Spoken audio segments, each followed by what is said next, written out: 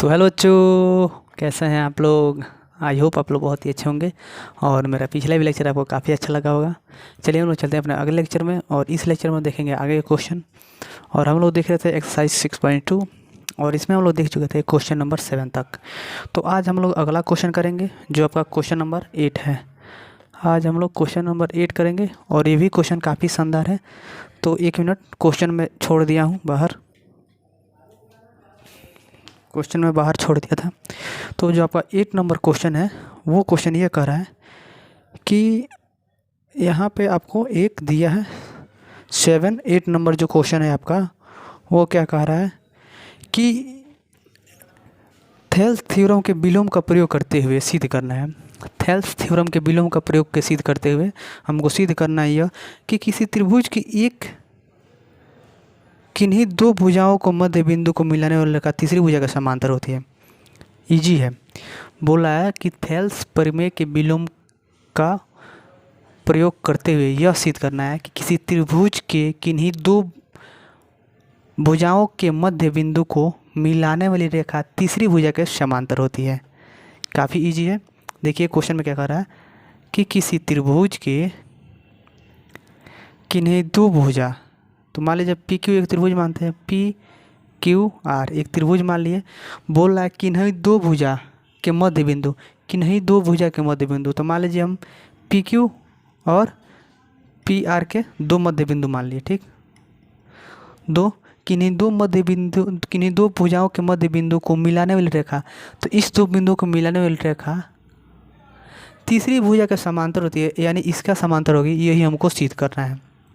इसका मतलब क्या कि इसका अगर नाम हम ई और एफ दे देते हैं तो यही हमको सिद्ध करना है कि ई एफ जो होगा क्यू आर के बराबर होगा। ई एफ जो होगा क्यू आर के बराबर होगा। क्वेश्चन काफ़ी शानदार है। बोल रहा था कि थेल्स थ्योरम के विलोम का प्रयोग करके सिद्ध यह करना है कि किसी एक त्रिभुज के किन्हीं दो भुजाओं के मध्य बिंदु को मिलाने वाली रेखा तीसरी भुजा के समांतर होती है। ये हमको सिद्ध करना है। तो हम लिखते हैं दिया हुआ में क्या है, दिया क्या है, ई जो है पी क्यू भुजा के मध्य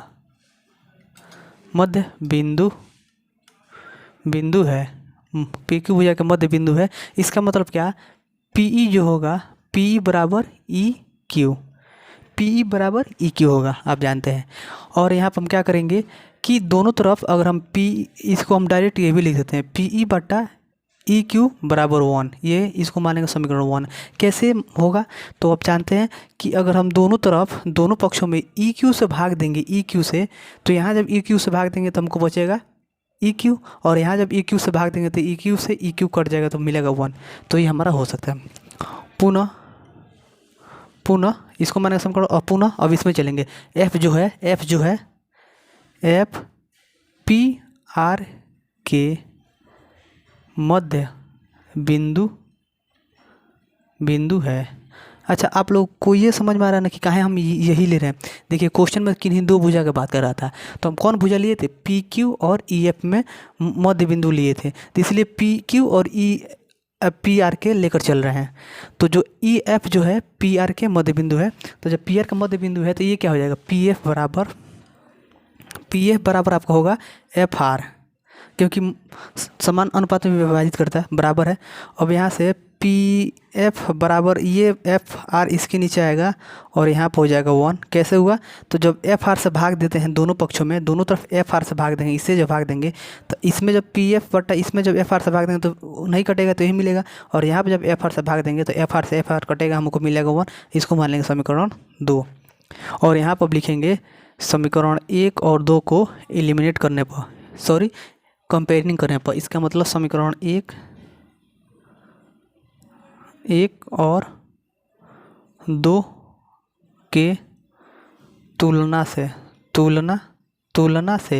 तुलना इसका मतलब कंपेयरिंग करेंगे। तो जब कंपेयरिंग करेंगे तो देखेंगे इसका जो राइट्स है वही RHS जो पार्ट है दोनों में बराबर है, तो LHS पार्ट क्या होगा, आपस में बराबर हो जाएगा। तो LHS पार्ट आपका क्या हो जाएगा, PE बटा EQ, और यहाँ पर क्या है PF बटा एफ आर ये हमको मिला।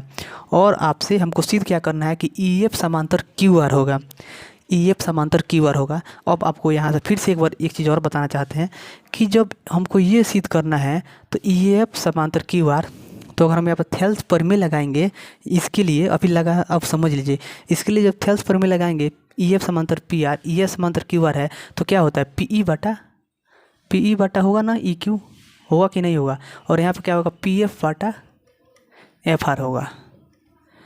तो इससे हमको यह मिला और इसको जब देखेंगे तो ये सेम टू सेम है, पी ई बटा ई क्यू, पी ई बटा ई क्यू, पी एफ बटा एफ आर, पी एफ बटा एफ आर।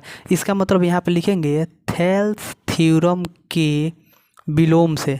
क्वेश्चन में कह भी रहा था कि थेल्स थ्योरम के विलोम से हमको सिद्ध करना है। तो थेल्स थ्योरम के विलोम से क्या होगा, डायरेक्ट हमारा ये सिद्ध हो जाएगा। जब थेल्स थ्योरम का विलोम करेंगे तो हमको ये मिल जाएगा। तो यहाँ पे लिख देंगे, यहाँ पर ई एफ समांतर क्यू आर। यहाँ इसको जब लिखेंगे थेल्स थ्योरम के विलोम जब यहाँ पर करेंगे तो ये सीधे जो पी ई बटा ई आर है, पी एफ बटा एफ आर है, पी ई बटा ई क्यू और पी एफ बटा एफ आर जो है भुजा रेखा ई एफ और क्यू आर के समांतर हो जाएगा। तो यह हमको सिद्ध करना था, यहाँ पर प्रूफ हो गया। तो ये हमारा 8वां नंबर क्वेश्चन काफ़ी इजी क्वेश्चन है, दिमाग लगाएंगे तो आसान से हो जाएगा। और क्वेश्चन में सबसे पहले से कह भी रहा था कि हमको किसका प्रयोग करना है, तो थेल्स प्रमेय के विलोम का। तो यहाँ पर थेल्स प्रमेय के विलोम से लेकर चलेंगे तो अभी क्या होता है, कोई अगर भुजा, दो भुजाएं आपस में बटा में होता है तो बाद में समांतर कब होगा, थेल्स प्रमेय के विलोम से। और कोई दो भुजा आपस में समांतर है, एक भुजा दूसरी भुजा का समांतर है, तो वो बटा में कब आएगा, समान अनुपात में दो भुजाओं को कब बटेगा, जब थेल्स प्रमेय लगाएंगे तब। तो यहाँ से हो गया। तो इसको मैं मिटा दे रहा हूँ, अगला क्वेश्चन देखते हैं। इसको आप लोग उतार लीजिएगा। क्वेश्चन नंबर 8 भी हो गया। चलिए 9वां नंबर क्वेश्चन देखते हैं। 9वां नंबर क्वेश्चन काफ़ी शानदार है, यहाँ पर आपको थोड़ा सा समझना है, एकदम थोड़ा सा। जो आपका 9वां नंबर क्वेश्चन है एक बार पढ़ देते हैं। 9वां नंबर जो क्वेश्चन है बोला है ए बी सी डी एक समलंब चतुर्भुज है, समलंब है, ए बी सी डी एक समलंब है, ठीक। आगे बोला है जिसमें बी सी समांतर ए बी समांतर डी सी चाहे सी बी, ए बी समांतर सी डी, जिसमें ए बी समांतर सी डी है तथा विकर्ण परस्पर बिंदु ओ पर प्रतिच्छेद कर रहे हैं, उसका विकर्ण जानते ही हैं, ये तो क्लास 9 में आपको बताना चाहिए कि समलंब चतुर्भुज होता क्या है। तो वैसे चतुर्भुज जिससे कि नहीं दो भुजा आपस में समांतर हो, वैसे चतुर्भुज जिसके कोई दो भुजा आपस में समांतर हो। समांतर क्या होता है तो बहुत पहली बार बता दिए, बहुत पहले बता दिए। समांतर जो ऐसे होते हैं इसको समांतर बोलते हैं। और ये दो रेखा आपस में समांतर है, और इस रेखा को बोलेंगे तो ये दोनों आपस में समांतर नहीं है, क्योंकि इसको जब बढ़ाएंगे तो यहाँ तक जाएगा, इसको जब बढ़ाएंगे तो ये प्रतिच्छेद कर देगा, तो ये समांतर नहीं है। समांतर का मतलब ये हुआ। तो वैसे चतुर्भुज जिसका कोई दो भुजा आपस में समांतर हो तो उसे समलंब चतुर्भुज कहते हैं। तो इसके लिए कैसे चतुर्भुज का मतलब होता है चार भुजा से बनने वाले। तो यहाँ पर बनाएंगे तो हमारा ये होगा समलंब चतुर्भुज, क्योंकि यहाँ पर जब देखेंगे तो ये जो भुजा है इस भुजा का समांतर है, लेकिन ये जो भुजा है इस भुजा का समांतर नहीं है। क्यों नहीं है कि जैसे इसको आगे बढ़ाएंगे, इसको जब आगे बढ़ाएंगे तो ये दूसरे को काट देगा, अब यहाँ काट देगा तो कभी समांतर होएगा नहीं। समांतर का मतलब हुआ कि वो दूसरे को कहीं काटे ही नहीं। तो ये जब भुजा कितना ही बढ़ाएंगे इसको तो ये दूसरे को कहीं नहीं काटेगा, तो ये आपका समलंब चतुर्भुज हो गया। अब यहाँ पर बोला था कि ए बी सी डी एक समलंब चतुर्भुज है, तो ए बी सी डी, और कह रहा था कि ए बी समांतर सी डी, तो ए बी समांतर सी डी हो ही गया। अब हमको ये सिद्ध करना है कि अब बोला था कि इन दो ये जो चतुर्भुज है इसका विकर्ण जो है, इसका ये विकर्ण, इसको जो तिर्यक होता है सबसे लंबा भुजा को विकर्ण बोलते हैं। तो इसका जो विकर्ण है ओ बिंदु पर प्रतिच्छेद करता है, तो इसका नाम ओ दे दिए। प्रतिच्छेद का मतलब काट रहा है, तो यहाँ पर नाम दे दिए। अब बोल रहा है कि हमको ये सिद्ध करना है कि हमको सिद्ध क्या करना है कि ए ओ बटा ओ बी चाहे बी ओ, ए ओ बटा बी ओ बराबर सी ओ बटा डी ओ, ये हमको सिद्ध करना है। ए ओ बटा बी ओ बराबर सी ओ बटा डी ओ, हमको यही सिद्ध करना है, जो काफ़ी शानदार है, आसानी से कर ले जाएंगे। अब जब चलेंगे तो अब बताइए कि इस टाइप का लाने के लिए हमको क्या चाहिए, हमको चाहिए त्रिभुज, लेकिन यहाँ पर त्रिभुज तो अभी है नहीं, त्रिभुज तो बन रहा है। अब त्रिभुज जब बनेगा तो देखेंगे एक त्रिभुज आपको क्या मिला, देखने को मिला ए बी सी है, और एक त्रिभुज आपको क्या है सी बी डी भी है, चाहे ए डी सी भी है, चाहे ए बी डी भी है। चार त्रिभुज बन रहा है, बहुत सारे त्रिभुज बन रहा है। तो यहाँ से हम चलेंगे, क्या करते हैं कि एक आपका जा देख रहे हैं कि ये समांतर है, एक समांतर है, ये समांतर रेखा है, ठीक। तो यहाँ पर चूँकि यहाँ पर लिखेंगे सॉल्यूशन में दिया है, क्या दिया है ए बी समांतर सी डी, ए बी समांतर सी डी, और हमको सिद्ध क्या करना है, ये हमको सिद्ध करना है ये। तो यहाँ पे लिखेंगे सिद्ध करना है, सिद्ध क्या करना है, ए ओ बटा बी ओ बराबर सी ओ बटा डी ओ, ये हमको सिद्ध करना है। और इसमें एक चीज़ रचना करना है, एक चीज़ रचना है, मैं लिखेंगे रचना करना है। यहाँ पर रचना करेंगे, अभी आपको समझ में आएगा क्यों रचना की है। क्या लिखेंगे ना कि ओ से ए सी बिंदु पर एक रेखा खींचा जिसका नाम एफ दे देते हैं, क्या किए, ओ बिंदु से ए बी ए सी पर एक रेखा खींचा, एक मध्य बिंदु डाला जिसका नाम एफ है। तो ए लिख देंगे, यहाँ पर डायरेक्ट लिखेंगे ओ एफ समांतर क्या है, ए बी का समांतर है कि नहीं। यहाँ पर रचना में यही लिखे थे कि जो ए बी पर एफ बिंदु जो है मध्य बिंदु है जो सीधे ओ बिंदु से मिला है, तो ये लिख सकते हैं रचना में। और यहाँ पर डायरेक्ट हम लिखेंगे तो यहाँ पर देखेंगे कि जो ओ एफ जो है ए बी के समांतर है, दिख रहा है कि नहीं, ओ एफ जो है ऐसे ही तो है, ये समांतर ही है, तो ये समांतर हो गया। तो ओ एफ समांतर ए बी, अब जब ओ एफ समांतर ए बी है तो ये वाला त्रिभुज लेकर चलेंगे, कौन सा त्रिभुज, तो ये वाला त्रिभुज लेकर चलेंगे। 1 मिनट कलर चेंज करते हैं तब मजा आएगा आपको।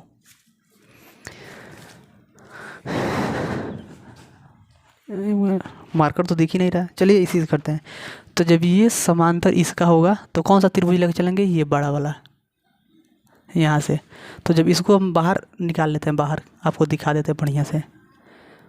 यहाँ पर आपका ए है, यहाँ पर आपका बी है, यहाँ पर आपका है सी, यहाँ पर है आपका ओ, और यहाँ पर हम लिए हैं एफ, यही त्रिभुज है। और ये जब भुजा इस भुजा का समांतर होगा तो यह समांतर है, तो इसमें क्या होगा, ए एफ बटा सी एफ होगा कि नहीं। तो ए एफ बटा सी एफ बराबर क्या होता है, ओ बी चाहे बी ओ बटा ओ सी चाहे सी ओ होगा कि नहीं, हो गया, ठीक। तो इसको मानेंगे समीकरण 1 और इसको लिखेंगे थेल्स थ्योरम के अनुसार। फिर से लिखेंगे पुनः ये तो जो ओ एफ है वो तो सी डी के भी तो समांतर है, ओ एफ जो है ये तो सी डी के भी समांतर है। तो यहाँ पे लिखेंगे पुनः ओ एफ समांतर सी डी। जब ओ एफ समांतर सी डी तो कौन सा त्रिभुज लेकर चलेंगे, ये वाला त्रिभुज। तो अब इसको मिटा देते हैं, जब ओ एफ समांतर सी डी होगा तो ये वाला त्रिभुज लेकर चलेंगे। तो क्या है, ऐसे त्रिभुज है,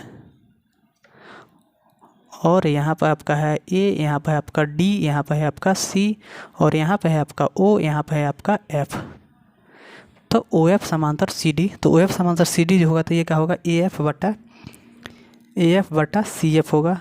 और यहाँ पर क्या होगा, ए ओ बटा ओ डी, होगा कि नहीं, ए ओ बटा ओ डी होगा कि नहीं। इसको मान लेंगे समीकरण 2 और इसको लिखेंगे थेल्स थ्योरम के अनुसार, ब्रैकेट में जरूर लिखेंगे, ये तो लिखना जरूरी है, थेल्स थ्योरम के अनुसार। तो अब यहाँ पर अब इसको मैं मिटा देता हूँ,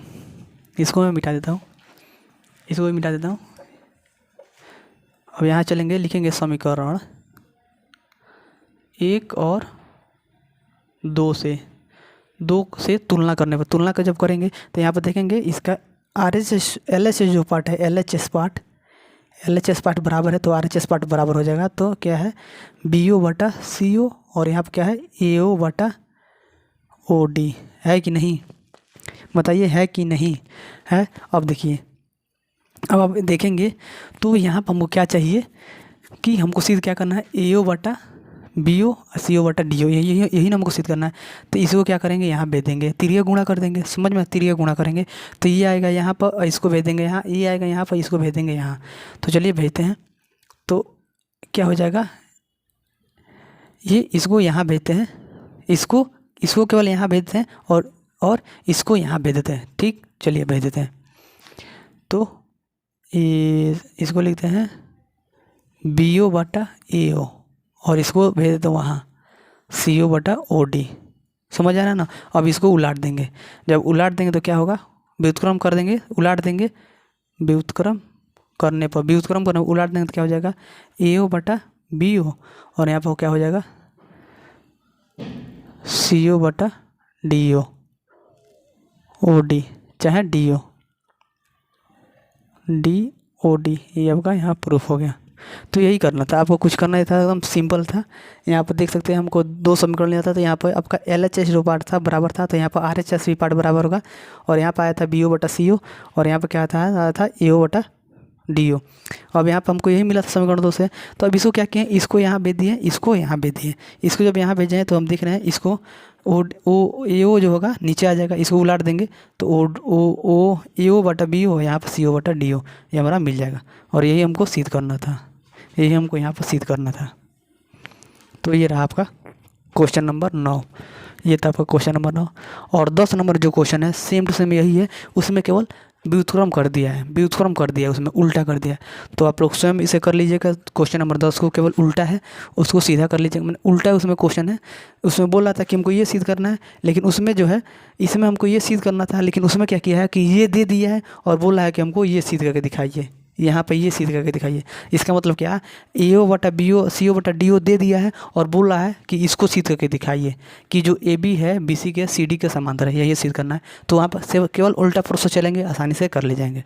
तो मुझे पूरा विश्वास है कि ये वीडियो आपको काफ़ी अच्छा लगा। वीडियो अच्छा लगा तो लाइक कीजिए, कमेंट कीजिए, शेयर कीजिए, और चैनल को सब्सक्राइब करना नहीं भूलिएगा। धन्यवाद।